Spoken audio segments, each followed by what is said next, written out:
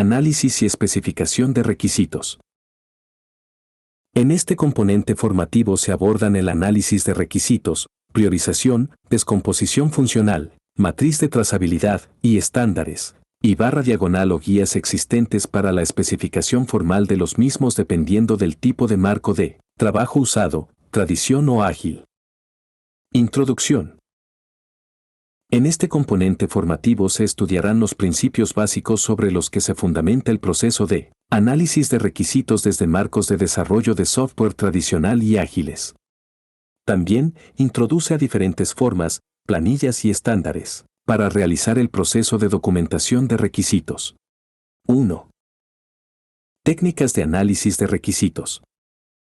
El proceso de análisis de requisitos permite, principalmente, el estudio de las necesidades de los usuarios para definir requisitos del sistema por medio de la producción del documento de especificación de requisitos donde se describe lo que el sistema debe hacer, pero no el cómo. Así es como este proceso, además de involucrar un proceso de análisis, también requiere de la síntesis de la información existente. A continuación, se describen algunas técnicas que pueden ser utilizadas para entender y ordenar los requisitos identificados, para su posterior redacción en un artefacto formal dependiendo del marco de desarrollo de software utilizado. 1.1 Priorización de requisitos. Esta es una actividad clave para el éxito en la construcción de producto de software y su objetivo es maximizar el valor entregado por el proyecto a sus clientes, es decir, identificar cuáles requisitos se deben priorizar tomando en cuenta factores como la complejidad, las dependencias y el retorno de inversión a los clientes, entre otros indicadores. La priorización de requisitos, por lo general, es responsabilidad de los gerentes del proyecto o dueños de producto dependiendo del tipo de enfoque utilizado. Sin embargo, se requiere de la participación activa de los analistas de requisitos, ya que si bien es el cliente o su representante quien determina cuáles requisitos son más importantes para su negocio, el analista debe asesorar, facilitar e informarle al cliente para no darle prioridad superior a requisitos que tienen otras dependencias no resueltas. Por ejemplo, no se podría priorizar un requerimiento asociado a un carrito de compras sin antes tener resuelto los requerimientos asociados al registro y consulta de productos. El proceso de priorización es continuo, es decir, la prioridad de un requisito puede variar a lo largo del proyecto, así como los requisitos también pueden variar a lo largo del mismo. La priorización no es un proceso sencillo, por lo que, además de conocer las diferentes técnicas, es importante la toma de decisiones y estas, en el marco de un proyecto, siempre van a generar inconformidades, pero si no se decide respecto a la priorización de requisitos es como si no se fundamentaran las bases sobre las que el equipo de desarrollo va a construir el sistema. 1.1.1 Técnica de clasificación de lista. Esta técnica de clasificación no requiere ningún tipo de entrenamiento o preparación, ya que es una forma de priorización natural que se usa en la vida cotidiana. Este tipo de priorización simple es una de las más utilizadas y consiste en darle un valor numérico a cada requerimiento iniciando por el número 1 y continuando de forma sucesiva con 2, 3 y hasta el número total de requisitos definidos. Porfirio, 2021. Esta técnica tiene la ventaja de que solo puede existir un número 1, lo cual evita muchos problemas por parte de los interesados o responsables del negocio que quieren que todos los requerimientos tengan prioridad 1. Adicionalmente, aporta claridad y evita confusiones. Cada elemento se prioriza con relación al resto de elementos, lo que simplifica el proceso. Para usar adecuadamente esta técnica se requiere de un profundo conocimiento de todos los requerimientos definidos y si bien el proceso parece simple, se requiere de un gran esfuerzo por parte del equipo para situar a cada requerimiento en la posición correcta. 1.1.2 Técnica de puntos de historia y valor del negocio.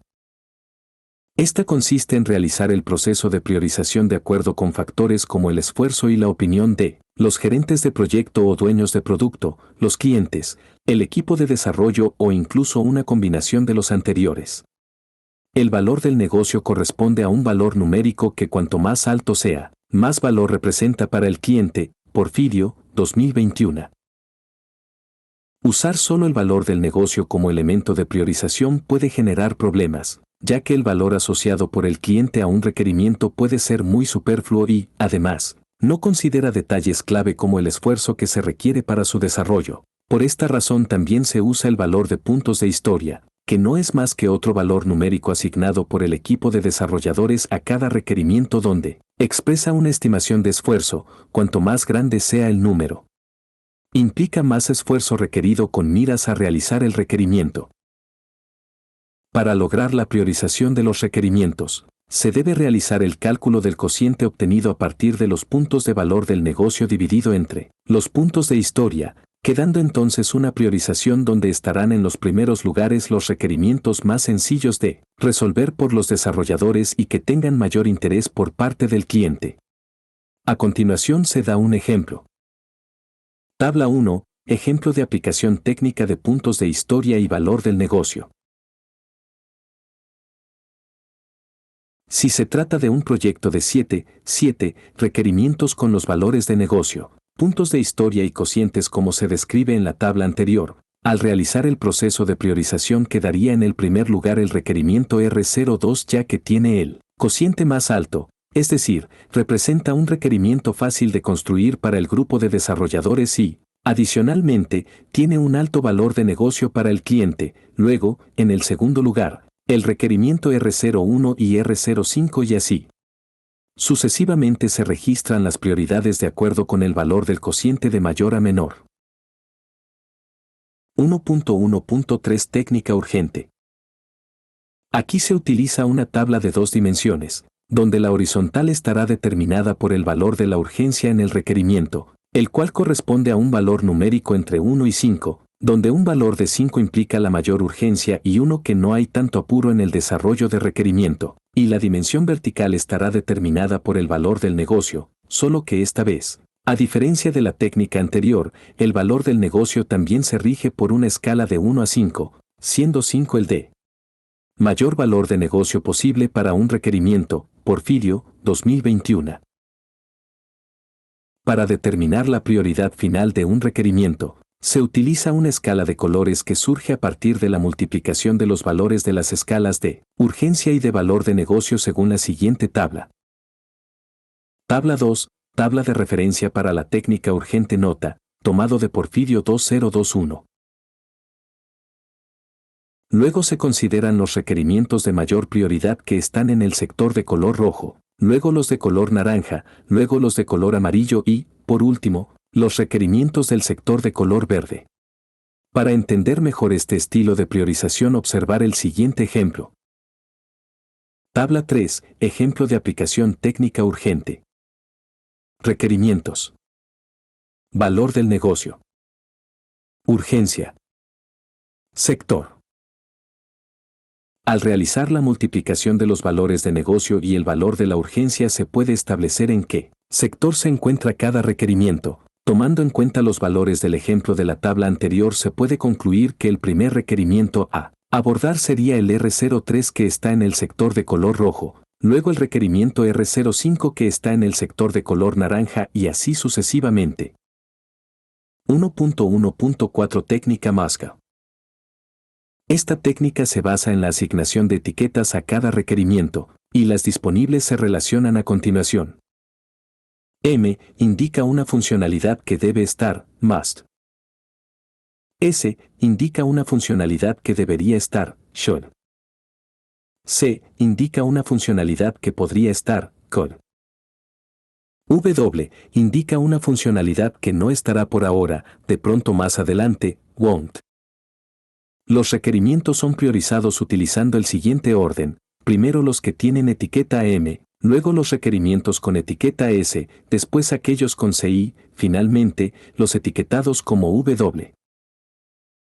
Esta técnica requiere de un proceso de consenso sobre el significado de cada una de las etiquetas asignables a cada requerimiento.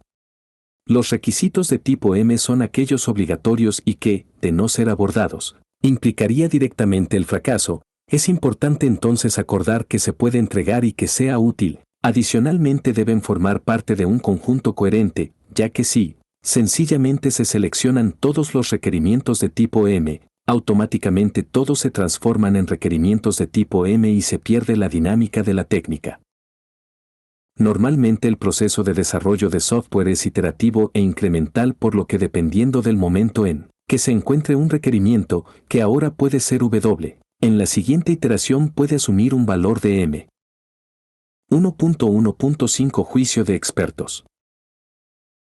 Es una técnica basada principalmente en función de la complejidad y la exactitud en los resultados. Básicamente consiste en realizar el proceso de priorización utilizando como base la opinión del gerente de proyecto o dueño de producto, o de algún stakeholder con conocimientos en la industria asociada al producto a desarrollar. Porfirio, 2021. Este tipo de técnica funciona muy bien para proyectos pequeños con un dueño de negocio que tiene mucho conocimiento del problema y de la solución que necesita para resolverlo. Sin embargo, se debe utilizar esta técnica con cuidado, ya que se basa en una visión sesgada del negocio. 1.1.6 Matriz de priorización. Esta técnica consiste en construir una tabla donde cada requerimiento es valorado en una escala de 0 a 10, o de 0 a 100 para cada dimensión alineada con los objetivos del producto. Normalmente cada dimensión tiene un peso porcentual, de modo que cada requerimiento tendrá un valor final a partir de la sumatoria de la multiplicación de cada puntuación por el peso de cada dimensión. Porfirio, 2021. Por ejemplo, se debe considerar la siguiente tabla. Tabla 4. Ejemplo de aplicación técnica de matriz de priorización. Requerimiento. Criterios. Suponiendo las dimensiones de conversión con un peso porcentual del 30%, la satisfacción del cliente con un peso porcentual del 40% y la retención de clientes con peso porcentual del 30%, cada uno de los requerimientos, R01, R04, son evaluados en una escala de 0 a 10, a los cuales se les aplica el cálculo de acuerdo con el valor porcentual de cada dimensión evaluada, y el resultado se obtendría de la sumatoria de los valores parciales de cada dimensión, con lo cual los mayores valores totales obtenidos serán priorizados sobre los de menor valor. Esta técnica sigue siendo muy subjetiva, al igual que la técnica de juicio de expertos, aunque quedan claros cuáles son los criterios de evaluación utilizados para determinar la prioridad de los requisitos. 1.2 Matriz de trazabilidad.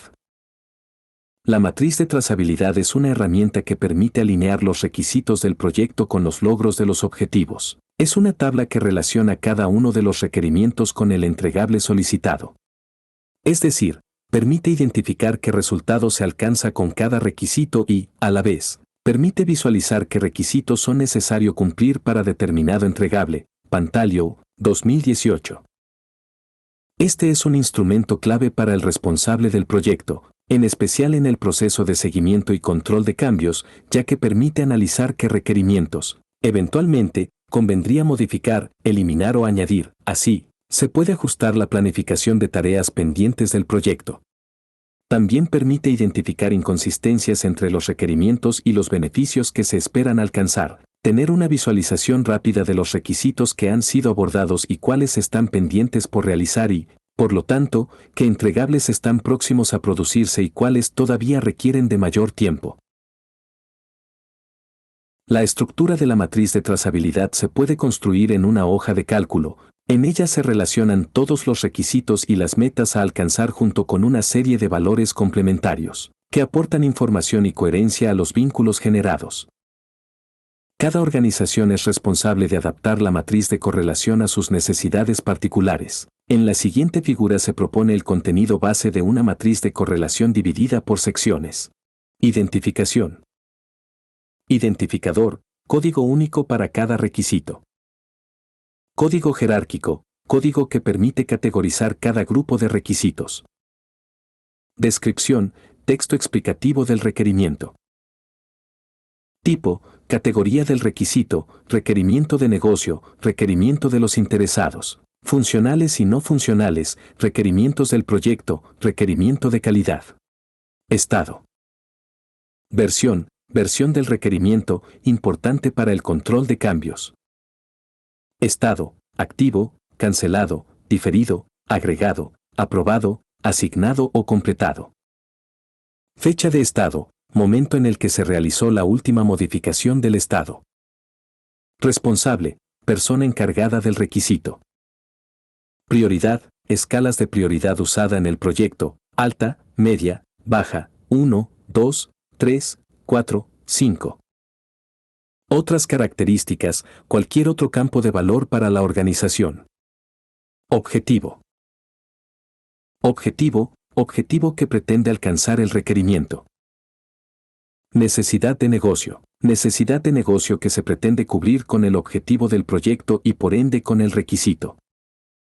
Entregable. Producto. A continuación, se muestra el ejemplo de la estructura en Excel de una matriz de trazabilidad. Tabla 5. Ejemplo de la estructura de una matriz de trazabilidad. Al construir una matriz de trazabilidad se deben usar los campos que se consideren útiles para el proyecto, pues no todos los proyectos son iguales y la estructura definida para uno puede no resultar conveniente para otro proyecto. Cuando se usa, esta matriz debe permanecer actualizada a lo largo del ciclo de vida de construcción del proyecto. 1.3 Descomposición funcional. Esta estrategia consiste en definir los requerimientos como una relación de entradas y salidas de un sistema. Normalmente, estos requerimientos se definen de manera muy general y poco detallada y luego empieza a descomponerse en funcionalidades y subfuncionalidades un poco más detallados con el ánimo de analizarlas individualmente hasta lograr un nivel de detalle adecuado para el proyecto. A esta estructura se le conoce como top-down. El resultado es una estructura jerárquica. Pantaleau, 2018. La descomposición funcional se realiza, por lo general, para identificar y entender los componentes o partes que constituyen un todo. En este proceso es vital identificar las interacciones entre componentes.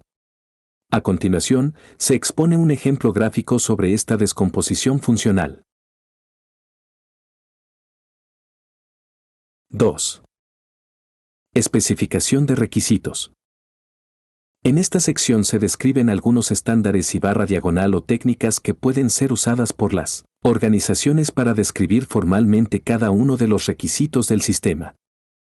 2.1 Estándar IEE 830.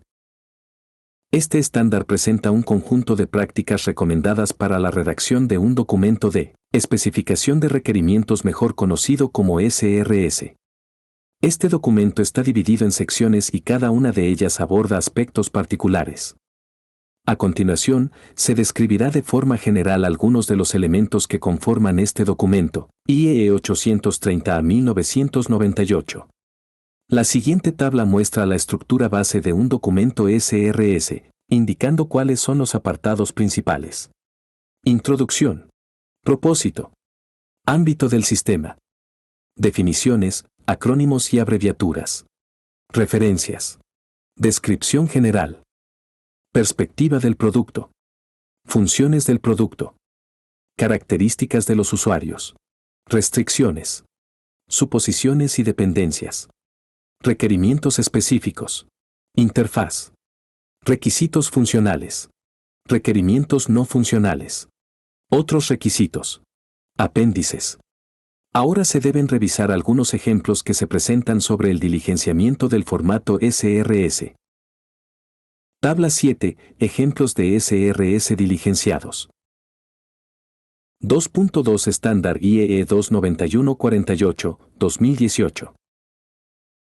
Este estándar reemplaza los estándares IEE 830, IEE 1233, IEE 1362. Y contiene disposiciones para los procesos y productos relacionados con la ingeniería de requisitos para sistemas, productos y servicios de software a lo largo del ciclo de vida. Pensenstadler, 2021.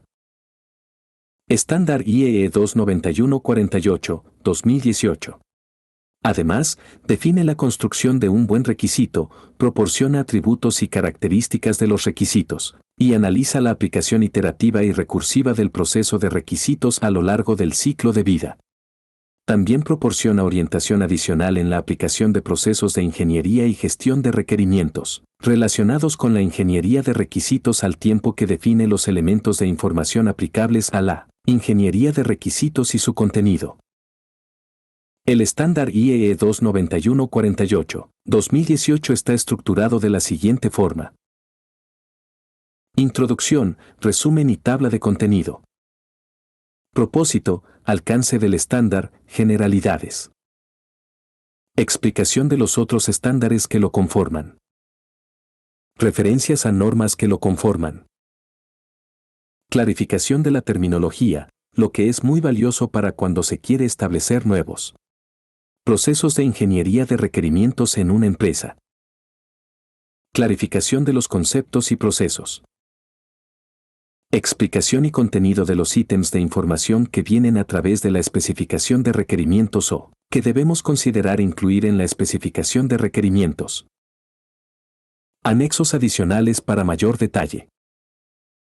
Esta norma propone un listado de requerimientos mínimos los cuales son la base de la especificación de requerimientos. En ese sentido se proponen los siguientes tipos de requerimientos del sistema.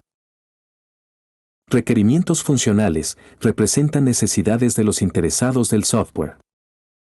Requerimientos de usabilidad. Requerimientos que son utilizados directamente por los involucrados en la solución. Requerimientos de uso.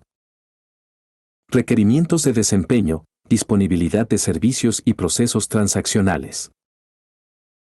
Interfaces del sistema, interacción entre personas con el software. Operaciones del sistema. Modos y estados del sistema. Características físicas, hardware. Condiciones del ambiente, operativas y operacionales. Seguridad del sistema. Manejo de la información. Políticas y regulación, normas y estándares que fundamenta el software. Ciclo de vida del sistema, establece las etapas y duración del desarrollo y uso en producción. 2.3 La especificación de requisitos a través de marcos de trabajo ágiles. Los marcos de trabajo ágiles promueven la comunicación oral sobre la documentación exhaustiva en la mayoría de los procesos del ciclo de vida, particularmente en los procesos de identificación de necesidades y diseño. Sin embargo, uno de los artefactos presentes para el modelado de requerimientos son las historias de usuario. Las historias de usuario son una explicación general e informal de una función del software escrita desde la perspectiva del usuario final o cliente. Permiten describir de una manera muy breve un requerimiento, estimar prioridades, alcance y tiempo de realización. Rivadeneira, 2014. En la siguiente tabla se puede observar la estructura base de un documento de historia de usuario. Tabla 8. Estructura base de un documento de historia de usuario nota, tomado de Rivadeneira 2014. Las historias de usuario tienen varios beneficios respecto a otros instrumentos de redacción de requerimientos, entre los cuales se pueden listar.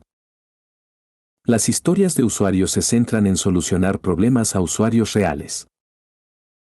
Las historias de usuario permiten la colaboración, ya que como su descripción es corta se necesita que el equipo colabore para decidir cómo dar solución a la historia para cumplir con la necesidad expresada por el usuario. Las historias impulsan la creatividad, ya que fomentan que el equipo piense de forma crítica y creativa sobre cómo solucionar de la mejor manera el objetivo.